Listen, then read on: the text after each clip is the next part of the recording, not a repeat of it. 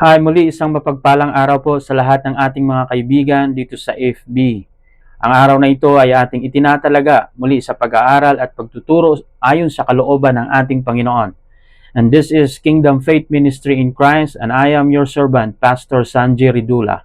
Muli sa oras na ito ay nais kong ibahagi sa inyo ang isang mahalagang topic na dapat nating maunawaan at maintindihan, lalo na't ang mundong ito ay nagsiselebrate or nagkakaroon ng kasiyahan patungkol sa araw ng pag-ibig or buwan ng pag-ibig. Ngayon, mayroon po bang tamang pag-ibig o mayroon po bang mali na katuruan patungkol sa pag-ibig? Kung kaya sa ating pag-aaral ngayon ay pinamagatan ko po ito na exposing the deception of what we called love. Ini-expose natin ngayon, ilalabas natin ngayon yung pandaraya na ginawa ng kaaway patungkol sa pag-celebrate o pagkilala o pag-define patungkol sa salitang pagmamahal o love o pag-ibig. Kung ikaw ay nariyan ngayon, kaibigan, nakikinig, nais ko sana na iyong bigyan ng oras at panahon ang pakikinig at panunood sa video na ito. Dahil ito'y meron kang mapupulot na isang mahalagang information na galing mula sa Panginoon. At ito'y niloob ng Diyos na ikaw ay makarinig at mapanood mo ang bidyong ito. By the way, itong bidyong ito ay may dalawang part. Sa ngayon, andito tayo sa part 1 at mamaya itutuloy natin sa part 2. Now, sa ating pong pamagat ngayon, part 1, exposing the deception. Ilalabas natin yung pandaraya, yung panlilinlang ng kaaway na si Satanas patungkol sa nararamdaman ng tao at kinikilala niyang pag-ibig. At ilalabas natin ngayon kung ano nga ba ang tunay na pag-ibig, ano ba ang hindi tunay na pag-ibig. So, sa pamagitan ng ating pag-aaral na ito, magkakaroon ka ng ideya o karunungan kung ang iyo bang pagkakilala sa salitang pagmamahal o pag-ibig ay tama. Baka maaring ang iyong pagkakilala sa salitang pag-ibig o pagmamahal, ito ay mali. Kaya mas kailangan mong subaybayan at panoorin ang bidyong ito.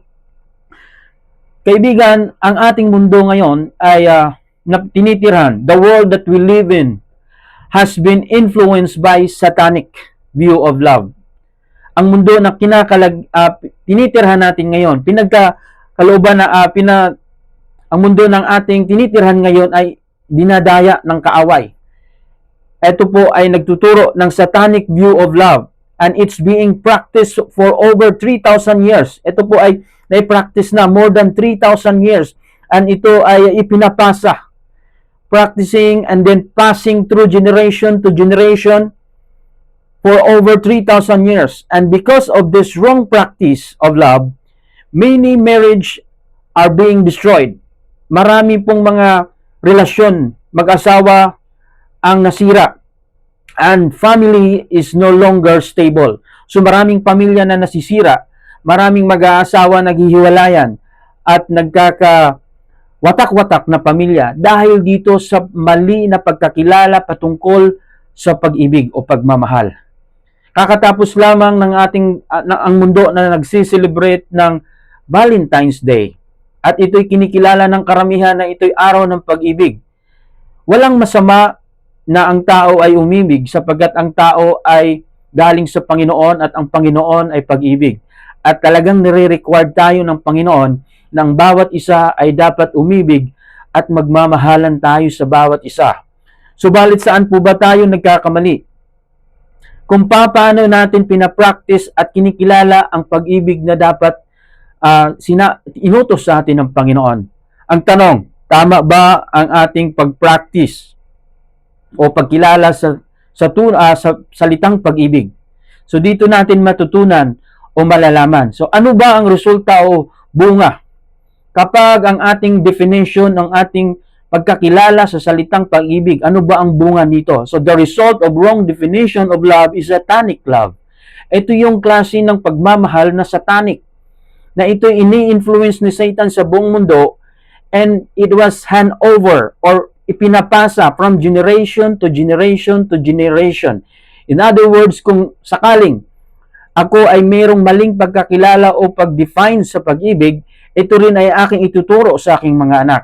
At yung aking mga anak din ay yun din yung kanilang ituturo sa kanilang mga anak. So, naipapasa ito sa iba't ibang salinlahi o generation to generation.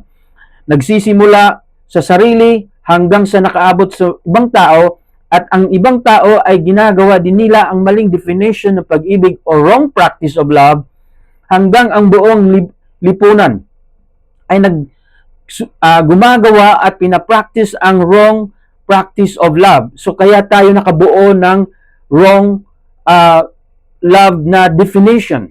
Ito'y kalooban ng ating kaaway na si Satanas. So ano ba ang unang bunga nito? Ang bunga ng maling definition ng pag-ibig, ito, self or selfish. Selfish or self-motivated. Ano ba yung klaseng pag-ibig na selfish? Ito yung klaseng pag-ibig na nais niya lamang makakuha mula sa tao na kanyang minamahal. Nais niya na makinabang doon sa kanyang kapartner, sa kanyang karelasyon. Motivated by self, pansarili lamang. Wala siyang pakialam kung ang kanyang kapartner o kanyang karelasyon ay nabigyan niya ba ng nararapat para sa kanya. Ito'y pansarili lamang. Self-motivated. Kaya nga may mga sitwasyon na kailangan mong ibigay sa akin ito. Mayroong mga tao na nagsasabi nga, kung mahal mo ako, dapat ibigay mo sa akin yon. Kung hindi mo maibigay, wag na. Hiwalayan na tayo. So ito yung pag-ibig na pinapractice sa buong mundo ngayon. But itong ganitong klaseng pag-ibig, ito'y mali. Ito'y wrong definition of love. At ito'y galing kay Satan. This is a satanic way of love. Ano pa ang naibubunga? Pangalawa, selfish environment. Makasarili na lipunan o kapaligiran. Pansinin mo ang iyong kapaligiran, kaibigan, kapatid ngayon. Paano ba pinapractice ang pagmamahalan? Nagiging pansarili, selfish. Ang mundo ngayon ay nais na ang kanilang unahin ay ang sarili, hindi yung ibang tao. Ito'y klase ng pagmamahal na itinuturo ni Satan sa sanlibutan upang masira ang tunay na imahe o tunay na kahulugan ng pagmamahal. Kung kaya't ang ating kapaligiran ay hindi mo na makitaan ng tunay na pagmamahal. Mahalin lamang nila ang tao kapag mayroong napakinabangan sila sa isang tao. Kapag maganda sa kanilang paningin, kapag mabuti sa kanila, doon lamang mamahalin. Pero kung hindi na mabuti, hindi na ito mamahalin. Ito'y klase ng pag-ibig na mali. Pangatlo, ano ba ang naibubunga ng maling definition ng pagmamahal? Selfish culture. Isang kultura na makasarili. Ayaw magbahagi. Ayaw magsakripisyo ng sarili para sa ibang tao. Ang nais lamang, kapag mahal mo ako, ibigay mo ang lahat ng gusto ko. Kapag hindi mo na kayang ibigay yung nais ko o yung gusto ko, ay tapos na tayo. Marami sa ganitong lipunan. Marami sa paligid natin ang ganitong kultura. So since ito ay naipasa o naibigay, handover from generation to generation, at ito'y naging malaking kultura na mahirap ng suwayin. At dahil ito'y naging kultura sa kapaligiran mo, kapaligiran ng tao, ito'y tanggap ng tao na parang ito na yung normal. Pero ang totoo, kaibigan, kapatid, ang ganitong klaseng pagmamahal o pagkakilala ng pag-ibig, ito'y wrong definition. Hindi ito normal na pag-ibig. Ito'y abnormal na pag-ibig. At kapag nagpatuloy kang makinig nito mamaya, matuklasan mo at malaman mo mamaya dahil i-reveal natin kung ano ang tunay na pag-ibig base sa tunay na pag-ibig na base sa kalooban ng Diyos. Next, sexual and sensual motivated. Ang ating mundo ngayon ay nakabase ang kanilang pagmamahal sa sex. Kaya nga mayroon pong kasabihan o mayroon po kayong naririnig na let's make love. Yung word na let's make love ay ito'y patungkol sa sexual o sex interaction. na kung sakaling mahal mo ang isang tao, nire-required niya na makikipagtalik ka, makikipag-sex ka sa taong ito. Dahil para pagpapakita or pagpapatunay na mahal mo siya. At yung ganitong kaisipan at ganitong definition ng pag-ibig, ito'y mali. Ito'y galing sa kaaway, galing kay Satan, sensual motivated. Nagmo-motivate ito ng nararamdaman na sexual o sensual. Base sa kanyang emosyon, base sa kanyang nararamdaman. Ang kanyang emosyon, ang kanyang nararamdaman, akala niya ito'y pagmamahal. No, that is lust. Iyan ay lust. Iyan ay uhaw sa pakikipagtalik, physical na pagnanais na physical, sensual, mahalay.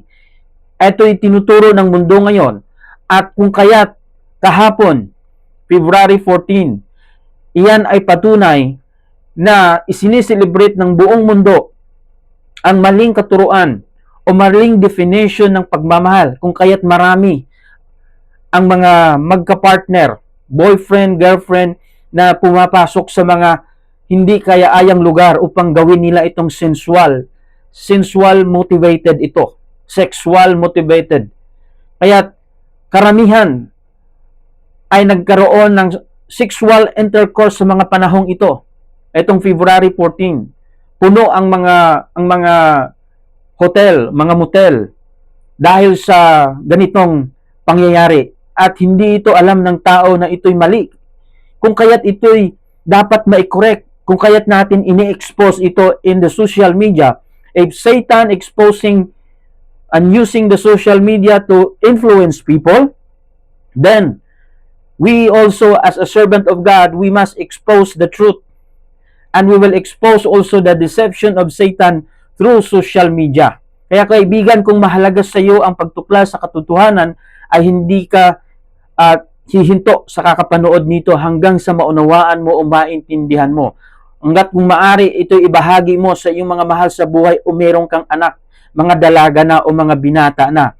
Kailangang hindi mabubuhay sa kanilang emosyon, sa kanilang kaisipan, ang maling paniniwala ng pag-ibig. Dahil dito pumapasok yung romance, dito pumapasok yung mga pagkakaroon ng premarital sex. Dito pumapasok yung pagkakaroon ng love life sa mga kabataan ngayon. Ang bata pa lang, mayroon na silang emosyon na katulad nito, masamang emosyon. Mayroon na silang pagkakaroon ng crush. Ang babata pa lang. Ito'y tinuturo ni Satan at doon natin nakikita ito sa social media. Maging ang mga palabas, mga teleserye na ating pinapanood, na ito'y naghihikayat sa mga kabataan na mag-indulge, na pumasok in early stage ng kanilang buhay ang relationship na hindi pa dapat para sa kanila. Yung kanilang emosyon, yung kanilang nararamdaman ang dinidevelop dito. At eventually, ito'y magiging sexual desire at mangyayari na yung pakikipagtalik kahit ang mga bata pa at wala pa sa lugar. Alam mo, ang punot dulo nito at magbubunga ito ng premarital sex at mabubuntis ng maaga at malaking problema sa lipunan. Kaya ganito ang lipunan natin ngayon. Now, ito'y klase na erotic way of love. Ano ba yung word na erotic way of love? Ito ay romantic, eros. Ito'y parang pinupukaw yung damdamin mo, sexual appetite. Meron kang gana, meron kang lasa na makikipagtalik. Ito'y paggising sa nararamdaman ng tao para makikipagtalik. At din sasabihin nila na, mahal ko yung tao na yon. Mahal ko siya, I like her, I like him. So ito yung ginagamit ng mga word, but honestly, biblically, according to the Word of God, according to the truth, hindi ito ang tunay na pag-ibig na dapat nating sundan, dahil ito ang pag-ibig na parang nilalason tayo ng kaaway na si Satanas. Dinadaya niya tayo upang i-practice natin yung satanic way of love. And this is wrong. Now, itutuloy natin, kaibigan. The result of wrong definition of love is satanic. Ito na ang mga bunga, self-destruction. Magkakaroon ka ng pagkakasira sa iyong sarili. Why? Bata ka pa lang, nagkaka-interest ka na, nagkakagusto ka na sa kapwa mo. Mayroon ka ng imagination patungkol sa kikipagtalik, romance, dahil sa pinapanood mong teleserye. Diba? Ito'y pumupukaw sa damdamin ng tao. And then, nagkaroon sila ng imagination hanggang sa pagtulog, hanggang sa mga picture, nagme-message na ng hindi magagandang message. And then, sa akala nila, ang kanilang nararamdaman ay pag-ibig. Hindi ito pag-ibig, kaibigan, ito'y lust. Ito'y tukso sa laman. Ito'y romantic, ito'y erotic. From word na eros. Yung word na eros in Greek ay siya yung God of love, God of romance sa Greek. At alam natin ay hindi tunay itong mga Diyos-Diyos ng Greek. Yung word na eros, erotic. Si eros ay God of God of sex. Kaya may mga panahon na sa lugar na iyon, kapag sinasamba nila itong Diyos-Diyosan na si Eros, ay nagkikipagtalik sila sa kapwa. Dahil ganun ang way ng kanilang pag-worship. Now, this is satanic, mga kaibigan at kapatid. Now, this time, hindi magagawa natin na mag-worship na nakikipagtalik. But, to deceive us, mga tao na nakakaalam kung alin ang tama at mali, dadayain tayo ni Satan. To deceive us, kailangang magmumukhang tama yung ating gagawin upang matakpan yung kamalian o kadiliman nitong katotohanan na ito. So, ipinasa ito na gaganapin sa ganitong araw at ang lahat ay nagsiselebrate. Kaya marami ang nagsisipasukan sa mga hotel, sa mga motel, o saan mang mga lugar kung saan nagagawa ang premarital sex. Hindi pa mag-asawa. Kaya ito'y ini-expose natin just to give information sa lahat ng mga viewers at sa lahat ng mga nakikinig ngayon.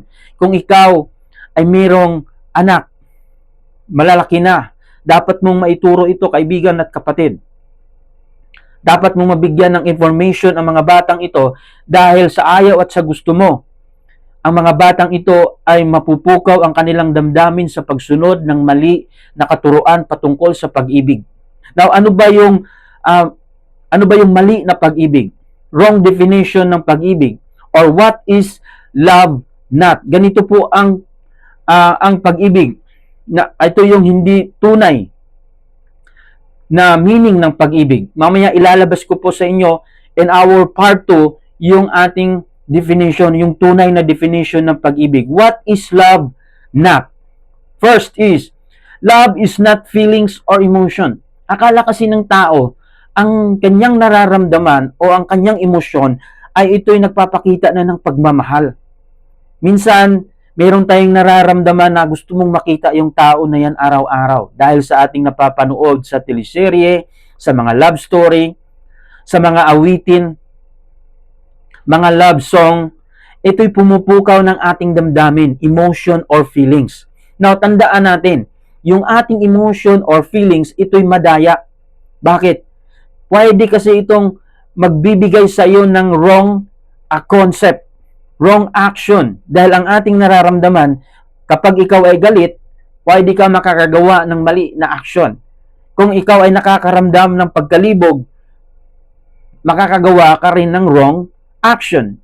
Dahil ang ating nararamdaman ay magdadala sa iyo sa wrong action. Pero ang pag-ibig, ang tunay na pag-ibig ay hindi feelings or emotion.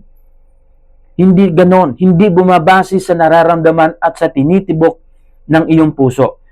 Although it is a part na kapag umibig ka ay mayroon kang emosyon dyan. Pero not all the time that love is always connect to your emotion or feelings. What else? Love is not looking for condition. Love is not looking for condition. Number 2, love is not looking for condition. Kung talagang tunay na pagmamahal yan, hindi yan naghahanap ng kondisyon. Ano ba yung kondisyon? Kung maipasa mo ito, kung magawa mo to sa akin, mamahalin na kita. Di ba? Ganyan po ang kapaligiran natin ngayon. Kung talagang mahal mo ako, gawin mo ito para sa akin. Now, kapag hindi mo ito nagawa, ay hindi na rin kita mamahalin. This is a satanic way of love. Ganito ang mundong ito ngayon. Kaya kahit sino sa atin, kahit ako man noon ay naniniwala na ganito pala ang pag-ibig na yan. Pero thanks to God na inireveal sa atin ito at pinapakita sa atin ng Panginoon ang tunay na kahulugan ng pag-ibig. At inireveal din sa atin ng Panginoon kung ano yung mali na kahulugan ng pag-ibig. Kung kaya't nahikayat akong ilabas ito, i-reveal ito through social media. Kaya napakapalad mo, kaibigan, you are so blessed dahil ikaw ay nakakapanood o nakakapakinig ng pag-aaral na ito. Ito'y magagamit mo sa iyong sarili at magagamit mo rin para sa iyong mga mahal sa buhay na maturuan sila ng tama. So, love is not looking for condition. Kapag ka naghahanap ka ng kondisyon sa isang tao bago mo siya mahalin, hindi yan tunay na pagmamahal. Kapag mayroon kang hinahanap na requirements sa tao na yan para mahalin mo lang siya, kapag nakuha niya na yung na-meet niya yung requirements mo, saka mo siya mahalin, hindi yan ang tunay na pag-ibig, kaibigan. Kasunod, love is not lust or sex. Ang pagmamahal ay hindi pakikipagtalik lamang. You can love someone without having sex. You can love someone without having intercourse or anuman yung malaswang paggawain. Kasi madalas sa mundo natin ngayon, ang pag-interpret ng pagmamahal ay nakakonect dito yung pakikipagtalik. Kumbaga, naka-bundle na sa kanya na kapag panahon ng Valentine's Day, ito ay 90% mayroong mangyayaring pakikipagtalik. Mayroong nangyayaring sexual. At kapag nararamdaman daw ng tao yan, base sa katuruan ng mundong ito, siya ay umiibig na. Kung kaya't ini-imagine niya na araw at gabi. At kung kaya't ang daming nabubuntis. Sa mga buwan na ito, February, after Valentine's Day, kung magbibilang ka, ang daming magiging buntis niyan. At ang masama dyan, hindi niya pa asawa. Mga bata pa sila. Ang masama niyan, hindi sila ready na harapin yung katotohanan na magbuntis. At alam mo yan sa paligiran mo, na maraming mga kabataang babae na buntis. Mga kabataang lalaki naging nakabuntis na. Kaya mahalaga itong matutunan mo at maunawaan dahil ito'y ituturo mo rin sa iyong mga anak, sa iyong mga mahal sa buhay upang sila ay maligtas sa kapahamakan na pagdating ng panahon. Dahil ito sa maling katuruan o maling definition ng pag-ibig. Dahil ang pag-ibig ay hindi patungkol sa lust, tukso, uhaw ng laman o pakikipagtalik. Ang binibigyan lamang ng Panginoong Diyos ng authority or license na gawin ang pakikipagtalik ay ang mag-asawa lamang. Kung hindi kayo mag-asawa, wala sa inyo ang karapatan o certification na gawin ang pakikipagtalik. Kung kaya't ang mundo natin ay puno ng kasamaan. At dahil dyan, nagmumultiply taon-taon ang magkakaroon ng mga bata na walang ama. Mga bata na isinilang na walang kinikilalang ama, tinatalikuran ng kanilang ama. Dahil ang mga batang ito ay nabuntis ng maaga. At maaaring isa ka sa bunga ng maling desisyon ng iyong mga magulang. Or maaaring ikaw ay nakakagawa ka na sa buhay mo ng wrong decision because of having wrong practice of love. Maaring naranasan mo na ngayon, kaibigan. At mahirap itong tanggapin sa iba dahil ito'y nasunod na at ito'y na-practice na from generation to generation. At naging kultura na ito sa kapaligiran. In fact, sa school, sa mga kabataan, ay kapag hindi ka nagkaroon ng crush, sabi na OA ka naman. Kapag wala ka pang boyfriend, girlfriend, pag inabot mo yung college, ano ka ba, manang ka naman, parang old type ka naman na klase ng tao. OA ka. Ang nagiging normal ay ang masama. If you're doing right or good thing, hindi ka tanggap-tanggap sa kapaligiran. Why? Because the environment is been influenced by satanic way of love. Ganon ang pagtupad ng mga maling katuruan ni Satan. And lastly, love is not getting from one another. Ano pong ibig sabihin nito? Ito yung klase ng pagmamahal na nagdidepende sa iyong makukuha sa isang tao. Ang ibig kong sabihin dito, na kapag nagmamahal ka sa isang tao, do not expect kung ano yung makukuha mo sa kanya. Kung ikaw lamang ay nagmamahal sa tao na yan dahil mayroon kang makuha o benefits kapag magkasama kayo, ibig sabihin, ikaw ay empty, at para mapunuan yung emptiness mo, ay doon mo kukunin sa iyong kapartner, mauubusan siya, kaibigan, kapatid. Empty ka, gusto mong mapuno ka, kakainin mo kung anong meron siya, at umaasa ka kung ano yung maibibigay niya sa iyo. And what if kung naubos na yung sa kanya, at wala ka nang makuha mula sa kanya, anong gagawin mo?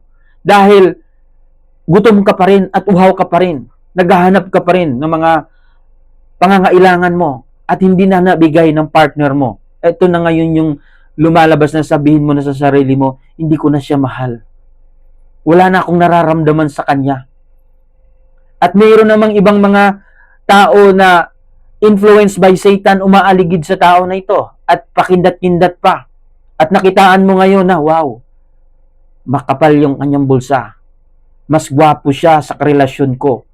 Mas may sasakyan siya, mas may bahay siya, mas may maganda akong makukuha sa kanya. Ibig sabihin dito, ikaw ngayon ay sumisip-sip sa kanya.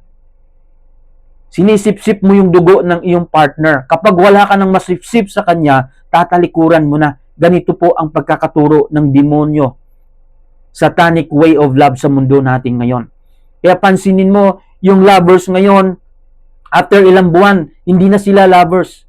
Kaya dumadami yung kasabihan, walang forever. Paano ka magkaroon ng forever? You're living in forever wrong. And you believe in forever wrong motivation, wrong love, wrong practice. Walang forever dyan. Dahil ang magkaroon lamang ng forever ay yung tunay na pagmamahal. Ang fake love ay hindi magtatagal. May expiration sa fake love. Kaya kung naranasan mo ng umibig ng fake, tingnan mo, wala na sa iyo ngayon. Diba? Naghahanap ka na naman ngayon ng ibang mamahalin. Pero, yung lalapit sa iyo, parehas mo lang din yun. Takers. Alam mo yung takers? Kumukuha lamang. Nangungulekta. Then, matira ang matibay sa iyong dalawa. Kung sino ang mas magulang, siya ang mas maiiwan. Siya ang mas lalabas na panalo. Kaya mga kapatid, tigilan natin ito.